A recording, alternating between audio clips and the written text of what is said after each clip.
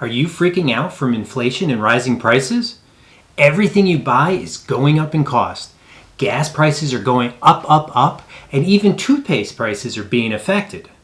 Colgate made the news recently after its CEO stated that some of Colgate's toothpaste will now cost $10 a tube. What if I told you there is a device that will help you get every last little bit of toothpaste out of the tube so you can get your full money's worth? Hi, I'm Dr. Rich, and this is the Tube Wringer, made by the Gill Mechanical Company in Eugene, Oregon. I was first introduced to the Tube Wringer back when I was in dental school. Back then, impression materials that dentists used, such as polyvinyl siloxane, Impergum, and rubber base, came in tubes. The assistant would dispense equal amounts of base and catalyst on a mixing pad and mix the materials by hand.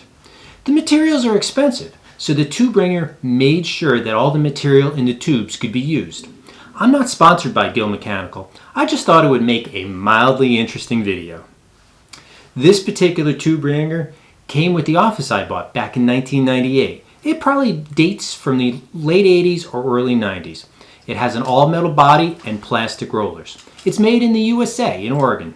As I was researching this video, I learned that the Gill Mechanical Company is still in business and still making the Tube Wringer. And best of all, it's still made in the USA. I'll leave a link to their website down below. This Tube Wringer was used a lot by the previous dentist. I don't use it in my office anymore since I switched over to impression materials in Automix cartridges. But I do use it at home. I keep it underneath my bathroom sink so that I can use it to get every last little bit of toothpaste out of the tube. I've also used it on tubes of Neosporin, other medical ointments, and even a tube of tomato paste. It works on any type of tube. It's very simple to use. Just open up the wringer, place the end of the tube in between the rollers, and close the wringer. Then turn the roller handle to wring out the tube. As long as the tube can be fit into the Tube Wringer, it will work. The Tube Wringer is available in 3 different styles: heavy duty, medium duty, and light duty. The heavy duty version is made out of all metal. Even the rollers and roller handle is made out of metal. If you're just going to use it for toothpaste tubes, the light duty version should last you a lifetime.